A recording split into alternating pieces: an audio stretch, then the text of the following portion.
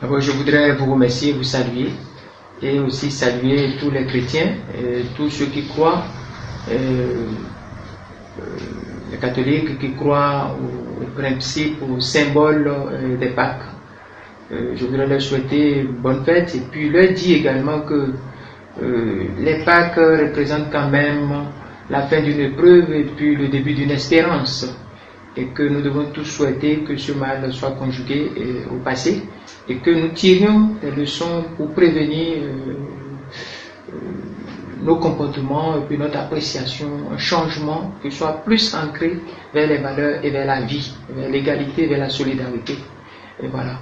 Donc ceci étant, sur l'état des lieux stricto sensus, c'est qu'il n'y a pas d'avancée thérapeutique, c'est-à-dire avancée en matière de recherche. On n'a pas un consensus final en matière de recherche sur le virus SARS-CoV-2. Donc nous devons nous dire que l'état des lieux aujourd'hui, c'est que nous n'avons pas un consensus, il n'y a pas de vaccin, il n'y a pas de médicaments pour venir à bout de ce virus. Il n'y a que les mesures d'accompagnement qui étaient déjà des mesures connues depuis 2002-2003 au moment du SARS-CoV-0 ou 1 qui a fait des ravages en Asie, un peu aussi dans le Moyen-Orient. Donc l'état des lieux, c'est ça sur le virus. L'état des lieux sur la pandémie, et la pandémie fait énormément de ravages et d'horreurs. Le monde compte chaque jour et déplore chaque jour des morts, des familles endeuillées. Et puis voilà, l'état des lieux. Au Bénin, l'état des lieux, c'est que la courbe a commencé à monter. Et depuis, la courbe des cas a commencé par monter. Nous avons déploré malheureusement un décès. Je présente encore une fois mes condoléances à la famille.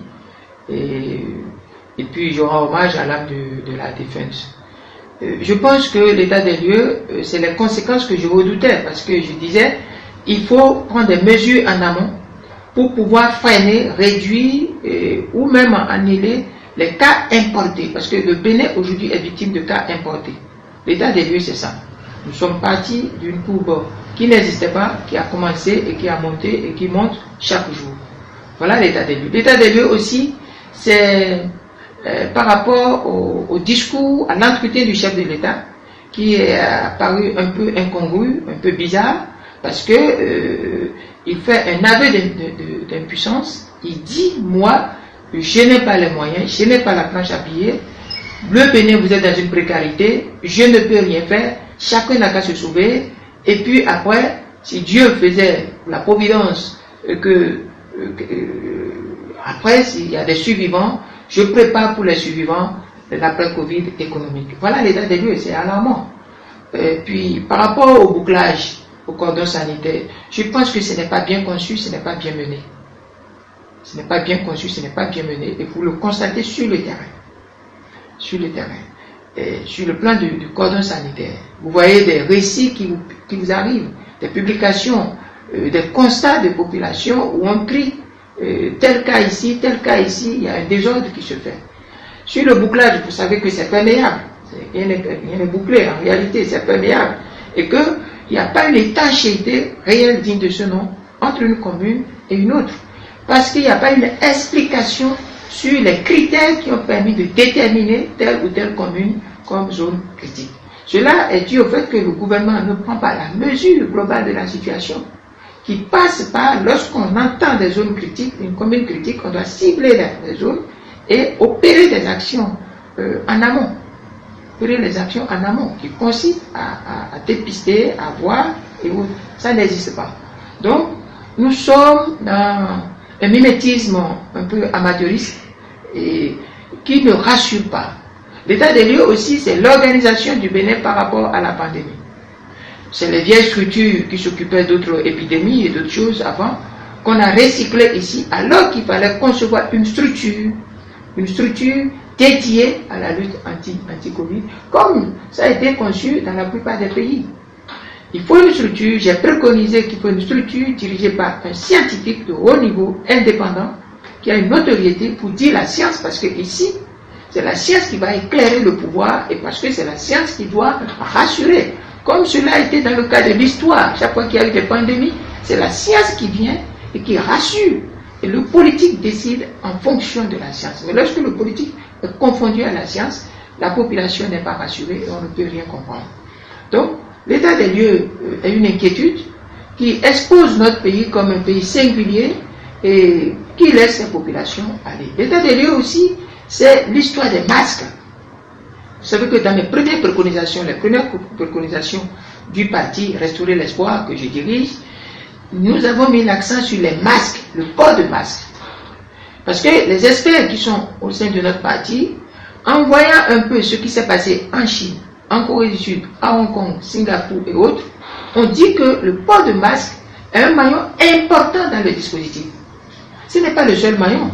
Il ne suffit pas de porter le masque pour dire que c'est fini, mais le port de masque doit être associé à une panoplie de mesures, et parmi ces mesures, le port de masque est principal. Et quand nous voyons le pouvoir d'achat du Béninois par rapport au coût d'un masque, cache-nez et autres là, et s'il faut respecter les consignes en disant il faut 2 ou 3 par jour, 3, nous voyons que pratiquement c'est l'État à l'État de venir dans cette affaire. Non pas dans ce qu'ils ont fait, puisque eux-mêmes, l'État, les gens du gouvernement reçoivent des dons, reçoivent des choses gratuitement. Il faut essayer d'accompagner les populations, au moins dans les masques. Et voilà un peu l'état des lieux, si je peux le dire, et dire aussi que bon, cet état des lieux montre que notre pays refuse d'accompagner la population. Les populations sont déprotégées, encore que ici, chaque Béninois est le maillon principal de cette chaîne de riposte. Et si nous abandonnons un seul maillon, la chaîne ne sera pas solide, elle sera fragile. Et c'est ce que nous redoutons. Vous posez des questions très intéressantes. Comment expliquer l'absence de mesures d'accompagnement? L'absence de mesures d'accompagnement procède de la mauvaise foi et de la mauvaise volonté du gouvernement. Je l'ai expliqué. Parce que rien n'explique cette attitude, cette déclaration d'abandon, de fuite, de responsabilité qu'on note chez le président Patrice Talon et au niveau de son gouvernement. Rien n'explique. Si vous prenez les chiffres, nous étions dans ce pays lorsque le gouvernement, l'ensemble du gouvernement, venait à la télé dire à tout le monde que nous avons la meilleure économie de l'espace UEMOA. Vous étiez là quand on parlait de croissance de 7% et qu'on a projeté 8%.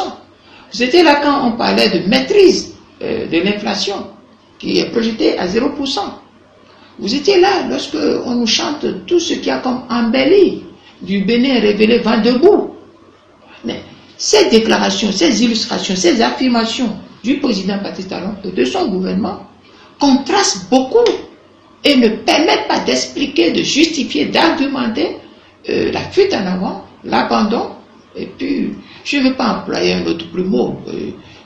Je suis très contenu. Sinon, j'allais dire, mais c'est peut-être une lâcheté devant la responsabilité. Mais j'ai analysé, j'ai demandé autour de moi d'analyser cette attitude, de décrypter un peu cette attitude, et vous allez comprendre qu'en réalité, les chiffres qu'on nous avançait, c'était des croissances bâties sur la destruction du social et une économie de vente du poison, du glyphosate, d'engrais, de pesticides qui tuent. Ces analyses ont montré également que c'est une économie dont la base existe, c'est vrai, mais a été accaparée par un clan, que ce soit le coton, que ce soit le porc. Les analystes m'ont dit que la croissance du Bénin est bâtie essentiellement sur les performances du coton. Or, cette performance du coton est liée à une importation massive d'engrais, de pesticides, d'intrants empoisonnés. Le glyphosate qui est très dangereux. Et non seulement, quand nous nous sommes réunis pour analyser, nous avons vu que le pilier politique de la croissance est fragile. C'est un pilier qui détruit la démocratie, qui détruit les valeurs et les principes démocratiques, tout ce que nous avons construit à la conférence nationale. Et c'est un pilier qui fait de l'exclusif, qui exclut, qui chasse, qui fait de la pensée unique. Regardez, c'est un pilier qui fait d'une démocratie sans le peuple, sans parlement. Donc, ce pilier politique est fragile. Et vous verrez également que le pilier social n'existe pas, a été délabré par le chef de l'État lui-même. à l'origine, au départ de l'installation de la rupture. Vous avez vu dans quelles conditions on a détruit l'économie locale avec les petites dames. Donc, vous voyez qu'aujourd'hui, l'annonce, la survenue de cette pandémie révèle beaucoup de fragilité. Le pilier politique est fragile, le pilier social est fragile, mais le pilier financier est encore fragile, parce que reposant sur la dette, la course vers les levées de fonds. Et les levées de fonds qu'on fait massivement, mais qui sont orientés vers des secteurs d'infrastructure, qui sont des secteurs que vous voyez. Donc, nous avons une fragilité financière tournée vers la dette, sur la dette. Nous avons une fragilité sociale tournée vers le délabrement, une fragilité également politique que j'ai décrite. Mais vous avez une autre fragilité. C'est la fragilité de notre diplomatie. Parce qu'on ne peut pas disposer d'une puissance, la première puissance consommatrice de l'Afrique, qui est le Nigeria. On ne peut pas avoir ça à côté comme un cadeau, un don, et puis faire la diplomatie de voisinage la plus nulle, au point que ce pays et nous avons les frontières fermées parce que notre État serait devenu un État de contrebande. Vous voyez que sur toute la ligne, et cela pose un problème. Notre croissance pose même un problème sur la question même de la corruption. Et vous voyez qu'il y a de nouveaux riches qui sont venus. On ne les connaît pas. Et cela laisse des doutes. Est-ce que peut-être ce ne sont pas des prêtres? Non. Comme on a vu dans d'autres pays. Tout cela montre une fragilité réelle de la croissance et montre que nous n'avons pas une croissance soutenable, une croissance qui est compatible avec les principes du développement durable. C'est une croissance bâtie sur des flous de la corruption, bâtie sur tous les piliers que je viens de décrire, mais bâtie sur l'importation massive de poisons au fait de l'agriculture du coton.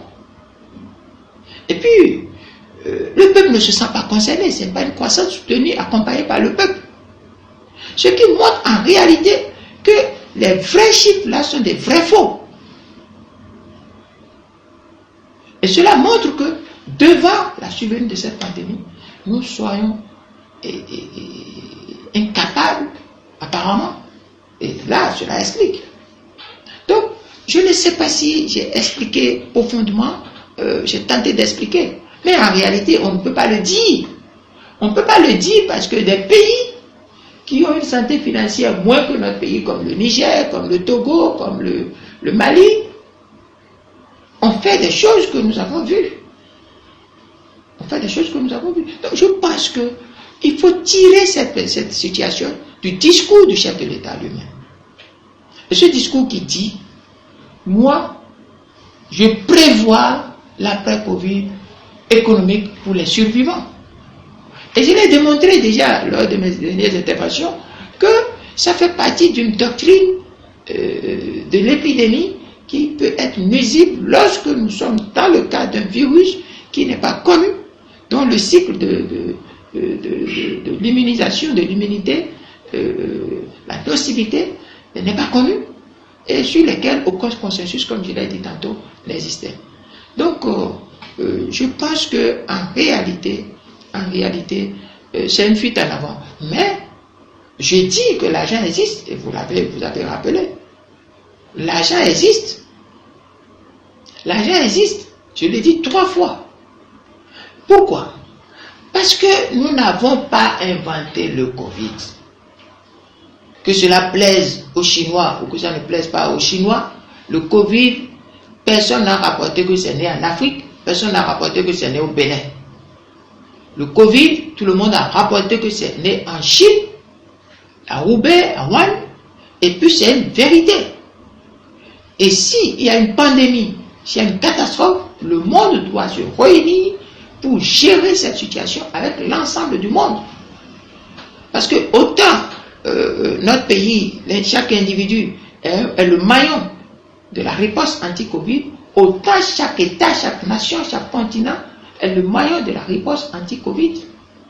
Et tous les spécialistes vont vous dire que le Covid a créé des conséquences non sanitaires qui peuvent ou qui sont économiques, parce que l'arrêt de l'économie mondiale est un problème, génère une crise économique.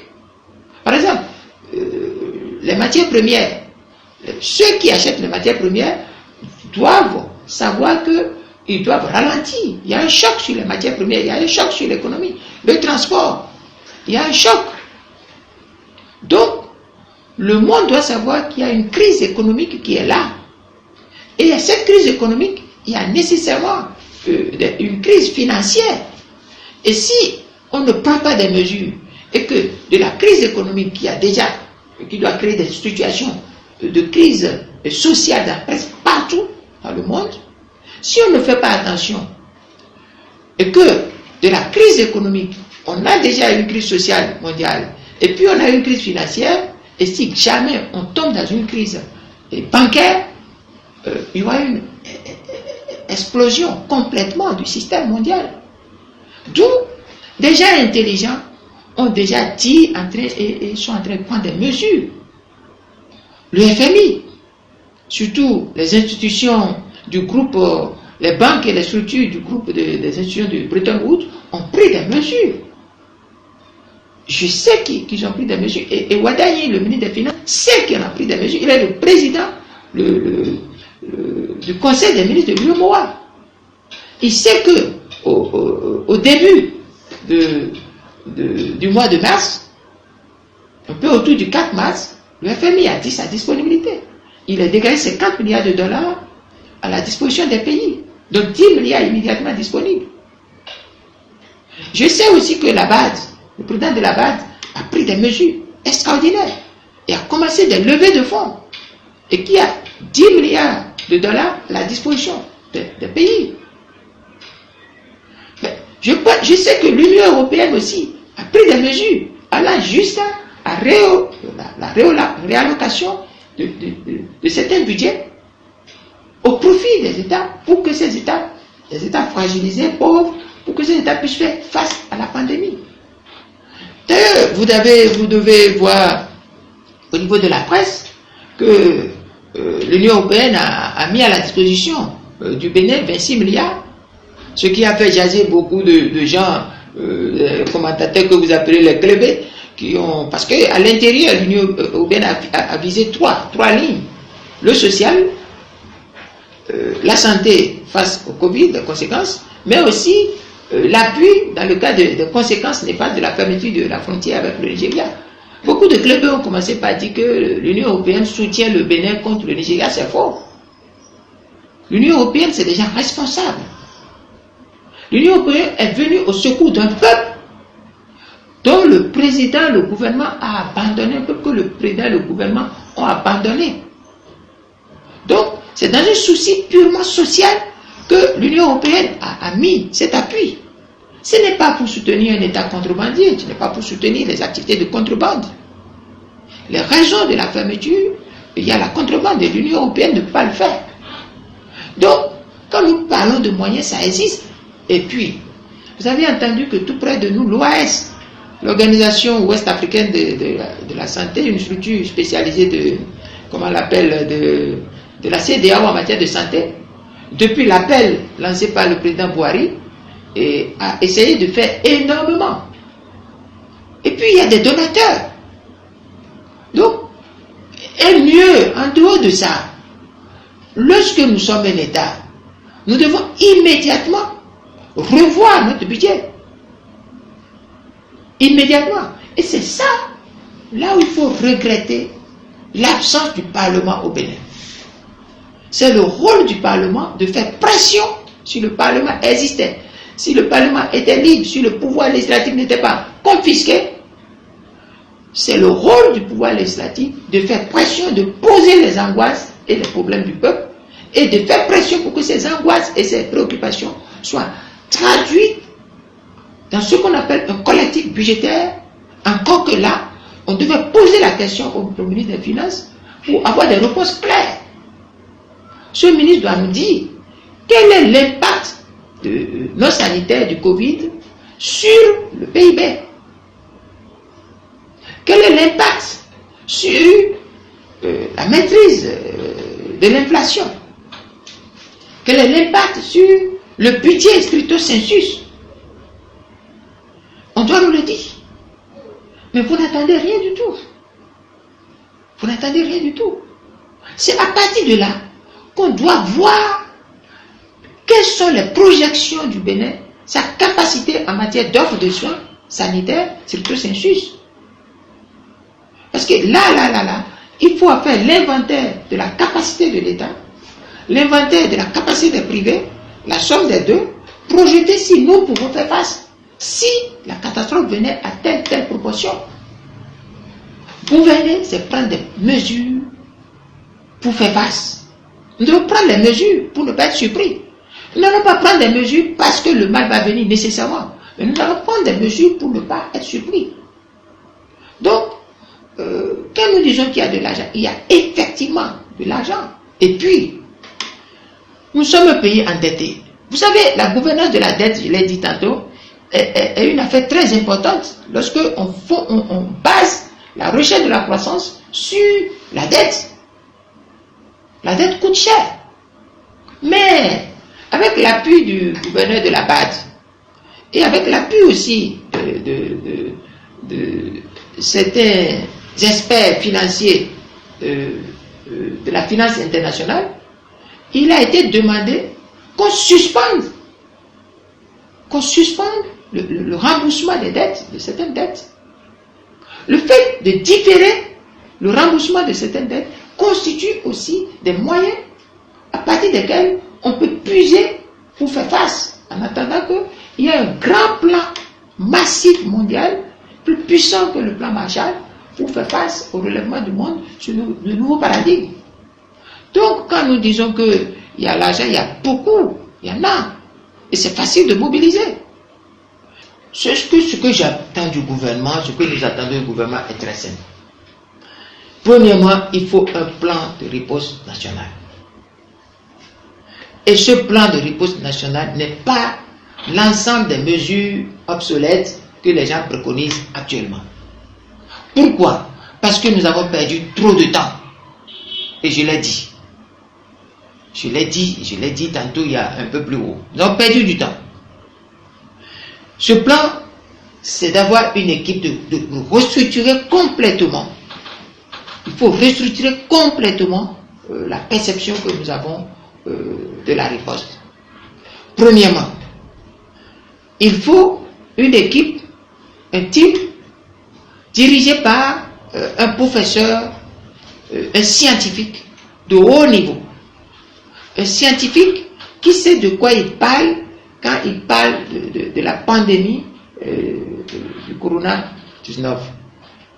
Il faut le faire. Et c'est ce scientifique-là qui doit diriger l'équipe opérationnelle. Et en haut, il y aura la haute main politique. Parce que la superposition, le conflit entre le technique et le politique aujourd'hui falsifie la transparence sur la gestion. Tantôt, vous voyez, comme dans le bon vieux temps, on vient sur le tarmac, on dit, vous voyez, nous avons des tonnes d'équipements, nous avons des tonnes de ci. Mais il faut savoir d'où ça vient. Il faut savoir une transparence, la traçabilité. Et sur le virus structure sensu, la vérité scientifique n'est pas la vérité politique. Donc, concrètement, il faut restructurer. Deuxièmement, une fois qu'on a restructuré et qu'on a confié le face-à-face entre les populations, le Covid doit être un face-à-face scientifique avant d'être un face-à-face politique. Deuxièmement, il faut élaborer un plan qui puisse avoir l'aspect, l'offre de soins, je l'ai dit tantôt, l'offre de soins. Quelle est notre capacité de prise en charge? Il faut l'avoir et le dire à la population. Il faut dire à la population, cette offre de soins est capable d'endiguer, de faire face jusqu'à telle proportion. Et de l'autre côté, il faut la riposte non sanitaire. Cette riposte non sanitaire doit être quantifiée à partir des éléments scientifiques venant du ministère des Finances et venant de l'INSAE. Sur la base du ministère des Finances, de ce que le ministère va nous dire, et sur la base de l'INSAE, nous pouvons savoir ceci, que chaque personne exposée, chaque structure exposée, publique ou privée, doit avoir l'accompagnement. C'est pour ça que nous préconisons un plan minimal, un démarrage minimal de moins 540 milliards. Et on peut mobiliser ça rapidement. Le Togo, qui n'est pas mieux loti que nous, est à plus de 400. Le Sénégal, plus de 1000. La Côte d'Ivoire, plus de 1000. Ainsi de suite, partout. Nous pouvons avoir ce minima. Et ce minima, nous allons faire quoi avec? Nous allons d'abord discuter avec les fêtières, comme je l'ai dit, et apporter notre soutien à toutes les structures qui sont impliquées, comme les privés, comme les publics. Nous devons aller au secours même du Topa-Topa, le petit débrouillard qui est dans son minibus Topa-Topa, à qui on a dit par exemple de rester à la maison. Il reste à la maison, il va manger quoi? En restant à la maison, il contribue à la sauvegarde, à la suivi collective. Mais comment celui-là peut être en train de faire des contributions à la suivi collective et être abandonné? Vous prenez la bonne dame, je l'ai expliqué, qui va devant une église, l'église est fermée. Devant une mosquée, la mosquée est fermée. Vous prenez les bars, où les petits gens sont bloqués. Mais c'est ça. Vous prenez même les masques, où on dit on subventionne, il faut payer. Et l'État a osé dire qu'il faut payer à 200 francs. Mais écoutez, si nous voulons changer ça 3 fois, je l'ai expliqué, ça fait 600 au moins. Mais c'est insoutenable. En Côte d'Ivoire, c'est un don. Il y a un projet aujourd'hui en Côte d'Ivoire qui est un citoyen, un Ivoirien, un masque. Nous pouvons le faire. Et on ne peut le faire que lorsqu'on a le curseur sur la vie et non le curseur sur les affaires. C'est pour ça que je remercie énormément le président de la BAD qui dit la priorité doit être laissée à la vie. Nous devons faire face à la vie. Et en cela, il emboîte le pas à un président, le président ghanéen qui dit, mais écoutez, nous pouvons reprendre et réparer l'économie. Nous pouvons refaire une économie en chute. Mais nous ne pouvons pas refaire la vie. Or ici, c'est l'abandon. C'est le seul qui peut. Ma riposte, mon plan de riposte est clair. Et ce plan de riposte dit clairement des choses détaillées dans un document qu'on a produit. Nous devons le faire. Nous ne devons pas attendre. Donc, je résume en disant, nous devons essayer de puiser des moyens qui existent pour soutenir aujourd'hui, pour relancer. Et pour le faire, il n'y a pas midi à 14 heures. L'argent existe. L'argent existe bel et bien. C'est pas, je ne peux pas aller dans plus de détails. Mais le ministre Wadaï, c'est que l'argent existe. Il faut qu'il vienne parler. Et quand il va parler, on verra. On n'a qu'à sortir les chiffres pour qu'on voit. On ne peut pas jouer au poker avec la vie des gens. Ici, nous faisons un pari comme à la loto. Nous disons, bien, les Béninois sont des paludéens, il y a beaucoup de gens qui sont des paludéens, oui, et puis on dit que c'est ci, c'est ça. Mais qui connaît quoi sur le virus? Nous voyons ce qui se passe ailleurs. Et nous attendons. Nous voyons ce qui commence à se passer à côté, au Nigeria. Et nous attendons. Nous voyons ce qui se passe au Ghana, en Côte d'Ivoire, nous attendons. À côté ici au Togo, et nous attendons. Et même si c'était le cas, nous ne pouvons pas nous singulariser. Parce que nous sommes dans un espace communautaire. Donc, je pense que j'ai abordé un peu vos préoccupations. Si vous avez des doutes, vous posez des questions. Je ne veux pas aller dans les chiffres en détail. Mais je vous ai dit qu'il existe des milliards mobilisés par les autres pays. Il existe des facilités aussi qui consistent à différer les dettes. C'est ça, pour le moment, voilà ce qu'on peut faire. À la longue, nous devons repenser complètement le service public, le rôle de l'État dans certains services sociaux. Et puis, il faut aussi dire au début de son mandat, c'est pas le gouvernement qui a pour persécuter les médecins, qui les a traités de tueurs, d'assassins, et qui a mis des réformes dans lesquelles les médecins n'étaient pas associés. Et ces réformes avaient un but, c'est-à-dire une privatisation du service de la santé.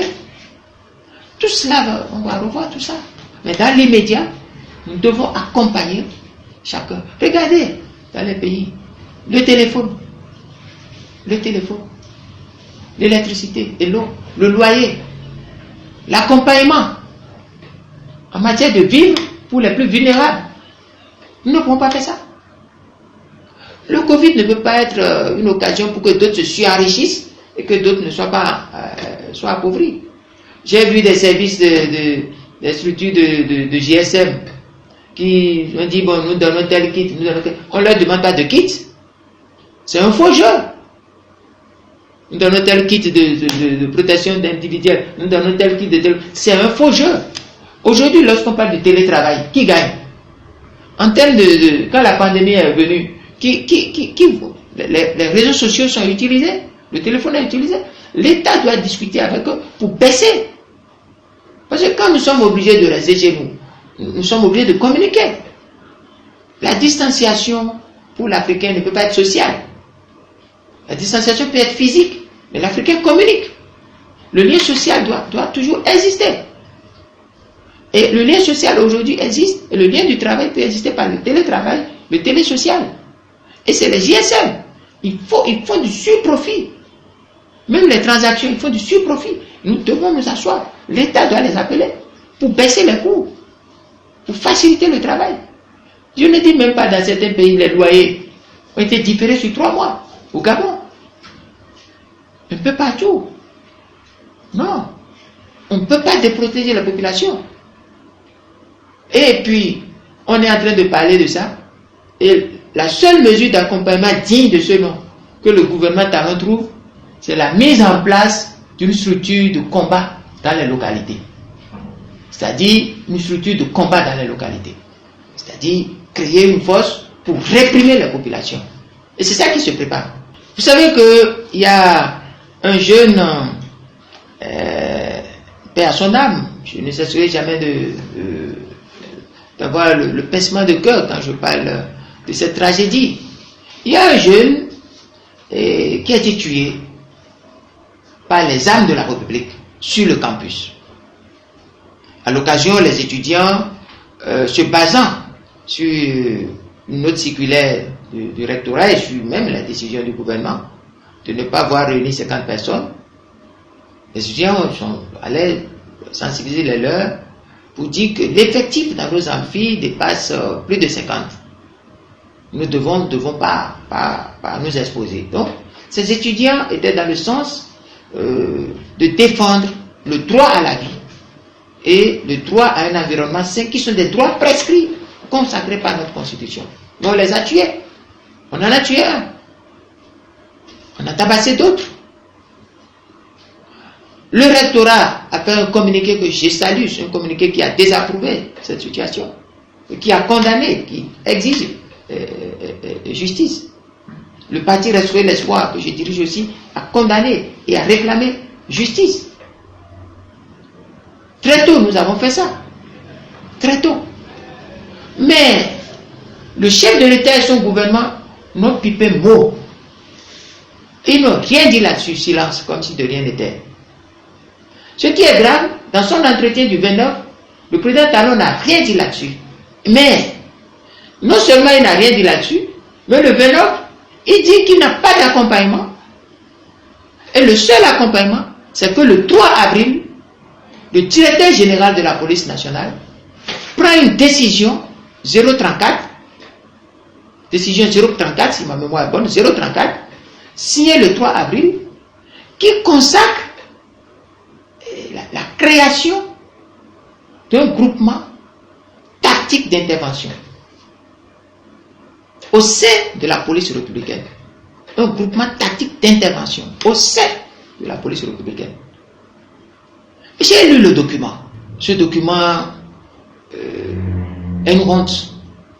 Parce que c'est comme ça on crée la soldatesque pour réprimer les populations. L'article 1 crée le groupement tactique d'intervention, mais l'article 2 dit son champ, c'est domaine de compétence. Et en citant les domaines de compétence, je vous fais grâce, il y a le dernier alinéa qui dit que le groupement tactique d'intervention s'occupera des combats de localité. Combats de localité avec la population. Dans le cadre de maintien d'ordre, il y aura un groupement tactique d'intervention qui fera le combat de localité avec les populations. On ne peut pas accepter ça. Et l'article 2 dit ça, mais l'article 8 de cette décision dit quelque chose qui est ahurissant. Que les armes, l'armement, l'effectif, y compris même l'utilisation de véhicules blindés, sont laissés à la discrétion du directeur général de la police républicaine. Mais nous sommes foutus. Nous sommes complètement foutus. L'accompagnement de Patrice Talon et de son gouvernement, c'est la répression qui s'organise. On ne peut pas accepter. Je vais réunir une réunion urgente du bureau exécutif national. Nous allons faire une télé-réunion, une visioconférence rapidement, une visio-réunion dans la journée sur cette question. Nous allons saisir le président de la résistance, le président Nicéphore Soglo, nous allons saisir toutes les instances et nous voulons qu'il y ait une clarification parce que nous voulons que nous nous asseyions pour voir notre doctrine de maintien d'ordre qui doit être reposée entièrement sur les principes universels, les principes consacrés par les Nations Unies, notamment la déclaration de Havane, sur cette question. Sur cette question. Nous ne voulons plus qu'on mette des armes à feu, des armes létales, on doute les agents dédiés au maintien d'ordre, qu'on leur dote des armes létales, des armes à feu. Nous devons avoir une nouvelle doctrine, une philosophie de maintien d'ordre qui n'est pas de considérer la population comme des terroristes. C'est cette question qui est alarmante, alors même que nous parlons d'unité autour du Covid. Et si vous voyez ça, vous voyez comment les structures chargées de juger aujourd'hui sont en train de juger, ça écœure. J'ai parlé comme référence la sentence prononcée contre un ancien ministre, allant jusqu'à demander la saisie de ses biens, et j'ai déploré tout ça. Il faut que nous ressaisissions. Nous avons besoin d'une unité, nous avons besoin de tout le monde, nous avons besoin de cohésion, nous avons besoin de nous parler. Nous avons besoin de l'accompagnement de l'État et du gouvernement parce que nous contribuons, nous cotisons.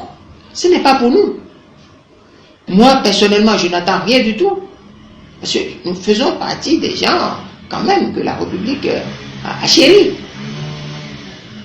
Mais il y a des gens, il y a la précarité qu'on ne peut pas abandonner en ce moment. Le pauvre, on ne peut pas laisser le pauvre, l'État ne peut pas dire que parce que quelqu'un est pauvre, on ne peut pas le protéger. Encore que c'est cet État qui a mis les gens dans la précarité. J'ai l'habitude de dire dans mes meetings que chaque riche crée des pauvres. Et chaque pauvre que vous voyez est l'indice de l'existence de corruption de riches bâtis sur la corruption. Donc, voilà un peu ce qui me désole, l'absence de mesures d'accompagnement, mais la préparation de la répression à partir de la décision 034 signée par Soumaïla Yaya, directeur général de la police républicaine. Je n'accepte pas. Mon appel à la nation n'est pas différent de l'appel du secrétaire général des Nations Unies, Guterres, du patron de l'OMS, Ghebreyesus, et puis aussi du pape et des grandes sommités du monde. Il faut la paix. Il faut la paix. Il faut la paix, la réconciliation, à défaut de cesser le feu. Parce que il faut l'unité du monde autour de cette pandémie qui attaque l'humanité. Ce n'est pas un pays particulier qui est attaqué. Ce n'est pas un homme particulier qui est attaqué. Ce n'est pas un parti politique particulier qui est attaqué. Ce n'est pas, c'est l'humanité qui est attaquée du point de vue sanitaire. Et nous devons, au niveau, à l'échelle du Bénin, nous devons nécessairement voir le rôle de l'unité politique, le rôle de l'entente politique Je ne parle pas de l'unicité. Je ne parle pas de l'unicité. Mais nous devons nous unir. Et on ne peut s'unir dans ces circonstances que lorsque on s'assoit pour parler. Lorsqu'on va, on cherche à se réconcilier. Il n'y a pas d'unité, il n'y a pas de mise en commun, conjugaison des choses, sans que nous nous réconcilions. Et les faux procès, l'intimidation ne marchent pas. Et puis, il y a des choses que nous devons faire plus tard. Il faut que nous réquestionnons les valeurs. Est-ce que l'argent doit être la référence ou l'entraide et la solidarité doivent être la référence? Et il faut qu'on sache. Est-ce que le business doit être la référence ou la vie doit être la référence? Est-ce que l'exclusion doit être la référence ou l'inclusion doit être la référence? Est-ce que l'État doit être banni au profit du profit? Ou est-ce qu'elle n'a pas la proportion de l'État dans les questions qui touchent la solidarité, et la gestion des solidarités et des inégalités? Donc, mon appel est un appel à la prise de conscience et que rapidement le gouvernement dise la vérité, que la structure de riposte soit revue. Mon appel est aussi un appel à ce que nous allions vers l'harmonisation, la riposte communautaire, à l'échelle de l'UEMOA, de la CEDEAO, et puis à l'échelle africaine, pourquoi pas mondiale. Mon appel est que nous fassions preuve d'ouverture. Et aussi mon appel va aussi aux étrangers qui sont parmi nous. Vous vous souvenez que déjà le 27, à ma déclaration du 27 et ma déclaration du 29, je demandais d'avoir une attitude d'hospitalité envers les étrangers. Des échos nous parviennent de la Chine et qui font état de ce que les Africains vivent de sales jours. Ce n'est pas bon. J'appelle tous les Africains au calme, à la sérénité, mais que nous questionnons toutes les ambassades de la Chine et le gouvernement chinois. Parce qu'ils doivent savoir que trop c'est trop. Ils doivent savoir raison garder. Et que tous les Chinois qui maltraitent les Africains en Chine soient jugés, détectés et jugés. Parce qu'ici, on leur offre l'hospitalité. Ils doivent être détectés et jugés. Si le gouvernement chinois ne veut pas les juger, il faut que les États africains en tirent les conséquences. Donc, voilà mon appel. Et puis, je veux terminer en disant que le monde, l'humanité, je l'ai toujours dit, parfois crée des problèmes à l'humanité. Mais ce qui est l'espoir et l'espérance, c'est que l'humanité, c'est l'homme qui trouve toujours les solutions. L'humanité trouvera les solutions. Le Covid passera, mais nous devons réduire ses conséquences irréparables. Et nous devons faire face et protéger la vie. En matière d'économie, nous devons avoir aucune crainte. Aucune crainte. Nous n'avons pas créé. Nous devons avoir l'appui de la communauté internationale. Nous devons être francs, ouverts et transparents pour savoir que nos populations ont besoin de l'accompagnement financier et matériel de l'État. Le petit coiffeur en a besoin, la petite couturière en a besoin, le restaurateur en a besoin, et le tokwa-tokwa en a besoin, le zémédia en a besoin, le bébé en a besoin, nous tous nous en avons besoin. Voilà ce que je peux dire, et en nous disant d'être forts, de nous protéger, de ne jamais oublier ce que j'ai dit. L'isolement, les gestes barrières, mais de les appliquer avec intelligence. Je le dirai toujours, parce qu'il y a des gestes barrières qui ne correspondent à rien. Le virus peut propager au-delà d'1 mètre. Peut se propager au-delà d'1 mètre. C'est démontré aujourd'hui. Le virus peut exister au-delà de 14 jours. C'est démontré aujourd'hui. Des hommes sains peuvent être porteurs asymptomatiques et être contagieux. C'est démontré aujourd'hui. Il y a beaucoup de faussetés qui ont été démontrées. Se moucher dans le creux du coude, moi je dis non.